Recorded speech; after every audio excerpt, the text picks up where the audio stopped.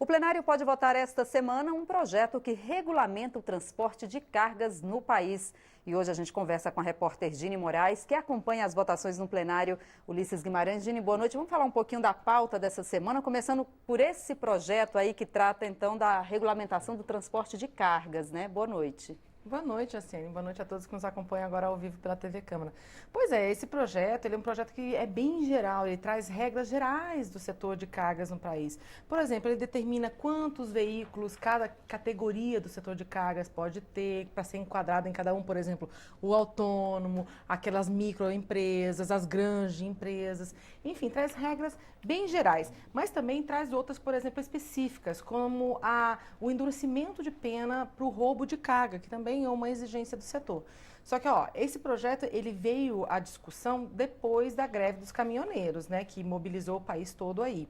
Só que esse projeto de lei, Jacene, ele não tem, assim, um consenso. Na verdade, há a vontade de se votar esse projeto de lei, no entanto, tem alguns pontos que ainda não são considerados consensuais. Isso, né? Pode dificultar todo o trabalho no plenário, né? Exatamente. Por exemplo, tem um ponto que trata de transformar multa em advertência de trânsito, por exemplo. Tem um outro ponto que trata das multas para as transportadoras, né? Multa não, na verdade é impostos, tributos voltados para as transportadoras, para as grandes transportadoras. Esse ponto também é um ponto que ainda tem uma certa polêmica em cima. Então, o texto, ele ainda está sendo negociado para que, se possível, seja votado essa semana, para tentar amenizar esses pontos que ainda tem algum tipo de divergência e tentar votar essa semana aí ainda no rastro, né, da greve dos caminhoneiros aí que abalou o Brasil inteiro, né? Agora, Dini, com relação a medidas provisórias, o que a gente tem aí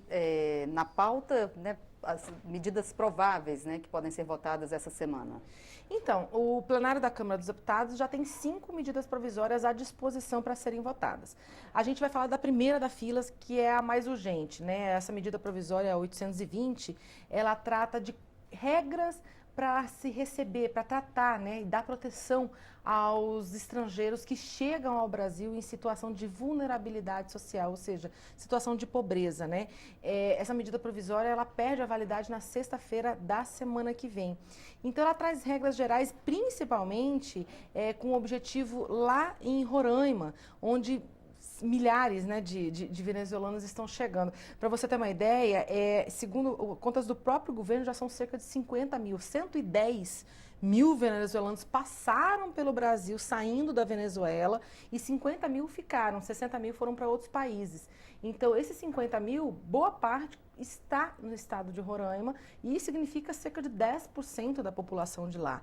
Então, ou seja, um impacto muito grande na cidade, no estado, né, Dini? Muito e tem grande. acordo para votar essa medida provisória? Olha, não pela medida provisória em si, viu, Jaciene? Porque a medida provisória, ela traz alguns pontos e eu queria destacar, deixa eu só chamar uma cartelinha aqui para a gente mostrar quais são os principais pontos dela. Ela, por exemplo, ela permite que os estados e municípios que receberem esses estrangeiros, né, que fogem de crises humanitárias em seus países, que esses estados e municípios possam decretar uma espécie de calamidade. Então, elas possam fazer contratações sem licitação por prazo de 6 meses, assim como já é permitido nesses casos de calamidade, né, e de emergência. Então, a ideia que é?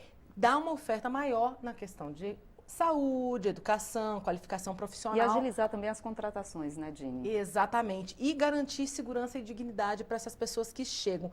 Então, esses contratos, o principal é isso daí. Por quê? Porque, na verdade, quando esses estrangeiros chegam, eles sobrecarregam todo o sistema público de serviços oferecidos para a população, em especial da saúde, né? Porque o SUS, ele tem um atendimento universal, ele é gratuito para todo mundo, inclusive para os estrangeiros que chegam aqui no país.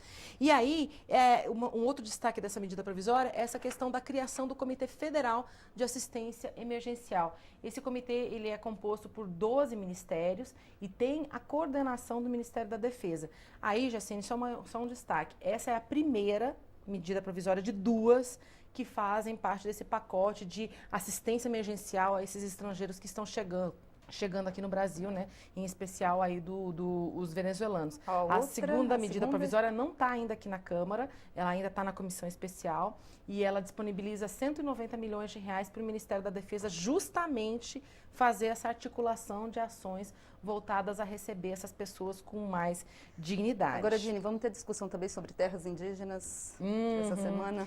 Exatamente. Que é um tema sempre muito polêmico, né? É nessa medida provisória. Porque essa medida provisória, como a gente falou, ela trata desses refugiados, né? Só que lá na Comissão Especial de Deputados e Senadores que avaliou o texto antes dele chegar aqui no plenário da Câmara, foi incluída uma parte que trata de licenciamento em terras indígenas. Na verdade, estabelece prazo para que a FUNAI analise e para que as comunidades também analisem os pedidos de obras e de estudos para a realização de obras nessas regiões. Hoje não tem um prazo definido em lei. Por exemplo, a medida provisória estabelece 30 dias para a FUNAI se manifestar. Esses prazos hoje não existem. Então, vários empreendimentos precisam esperar até que saiam essas autorizações, porque sem essas autorizações não anda o processo. E aí tem um caso muito específico, que é um caso que é chamado Linhão, que é uma linha de transmissão que vai unir o estado de Roraima ao Sistema Interligado Nacional de Energia, porque hoje o Roraima não faz parte desse sistema interligado e compra energia de fora, em especial da Venezuela. Então a ideia é interligar o estado de Roraima, só que essa linha de transmissão não tem autorização. Então a ideia é acelerar o processo, em especial também dessa linha de transmissão. Para poder seguir a obra, né, Dini? Exato. Só que esse ponto é um ponto extremamente polêmico, não tem acordo e, assim, os partidos de oposição, a princípio, são a favor da medida provisória, mas nesse ponto específico há uma discordância, então é provável que tenha destaques para se retirar ou negociar pontos para amenizar esses pontos aí. Tá certo, Dini. E a gente tem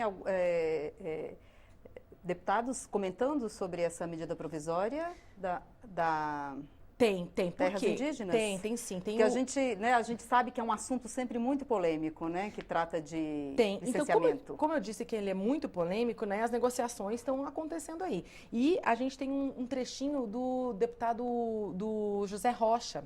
E ele fala, inclusive, não só dessa medida provisória, mas de outras negociações que vão ser necessárias daqui para frente. Vamos acompanhar?